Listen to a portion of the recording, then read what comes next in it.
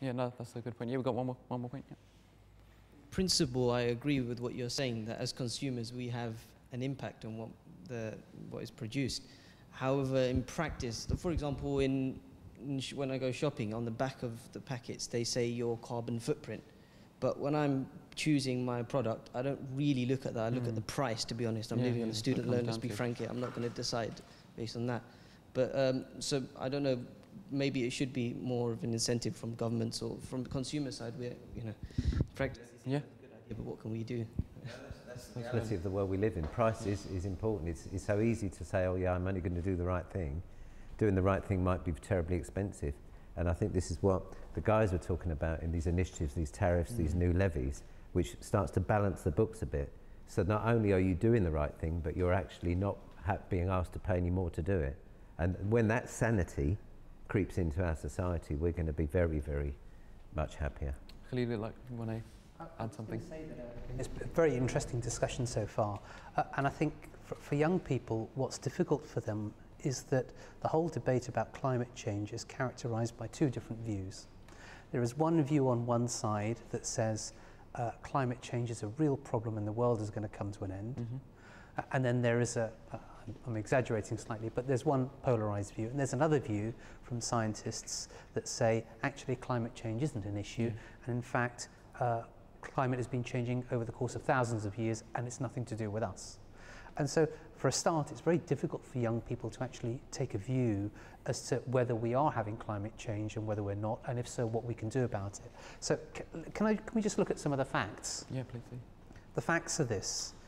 Since the Industrial Revolution, we've had an increase in global temperatures of about 0.7%. 0.7 degrees, forgive me. Scientists broadly are agreed that we need to not allow the global temperatures to increase by a further 2%, and we need to keep it below that sort of level. When we talk about consensus doesn't mean that every scientist has to agree. It means that the majority of scientists agree. And about 1,000 scientists under the United Nations IPCC, which is the Intergovernment Panel on Climate Change, all say that climate change is an issue. So there's a fairly good chance that we contribute towards climate change. I mean, you talk about governments, but having said that, I mean, there's a whole range of governments, it's not just one, throughout the world. Are there certain governments that have dealt with it in a good way and some that haven't? Well, exactly. In Europe, across Europe, more than 20 countries have a feed-in tariff. We haven't touched on that, and I don't want to confuse the audience, but what it does is it incentivizes individuals to have renewable energy in their home. And since the 1st of April 2010, just before this government, in fact, that was also brought into place here in the UK, which gives individuals a payment for actually having renewable energy in their home. And I'd like to add this.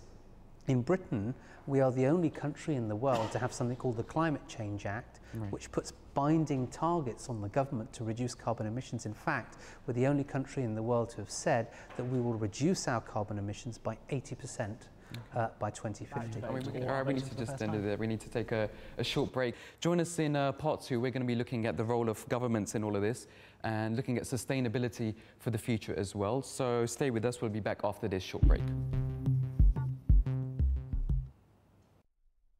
वक्त था वक्त मसीहा न किसी और का वक्त था वक्त मसीहा न किसी और का वक्त मैं ना आता तो कोई और ही आया होता मैं ना आता तो कोई और ही आया होता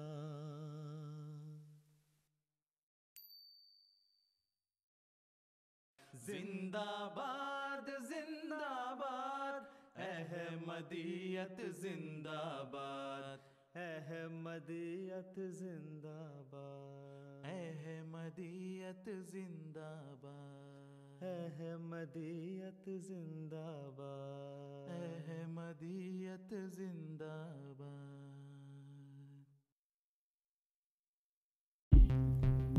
Welcome back to the program. On Real Talk today, we've been looking at climate change, global warming, and on this part of the program, we're going to be having a look at sustainability and particularly what government's role is in this whole debate. Khalid, turning to you, you've had a lot of experience in your work dealing with government legislation and the sort of the legal aspect, I guess, of the environment. So how have you found that through your experiences? Are governments willing to change? Are they willing to take this on board and act on it?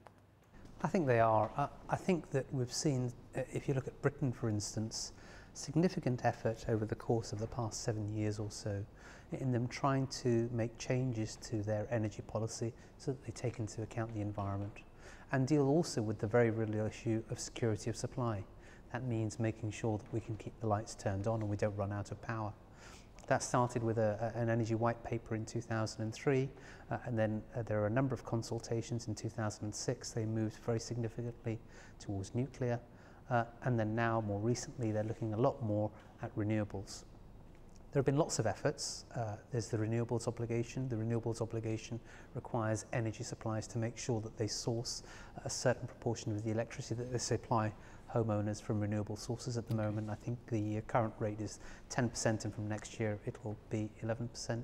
Right. And there are new measures now which have started in 1st of April 2010 that try and incentivize homeowners themselves and also other organizations that use less than 5 megawatts to be able to get paid to use renewable energy. So, I mean, you've touched on renewable energy, but it's quite expensive at the moment, isn't it? At the moment, they actually have to subsidise the costs for people to use renewable energy. Renewable energy is expensive at the moment, and but although it's becoming a lot cheaper. And the reason why it's expensive is because there isn't as much renewable energy used in the world as there is fossil fuel. Right. But of course, as the supply and demand curves change, as we use more renewable energy, the cost reduces. Because where there's more demand, manufacturers can produce in a larger volume, and when they produce in a larger volume, the prices go down. We've seen that in Germany, which is the most established solar market in the world, and there has been solar there for the last 20 years.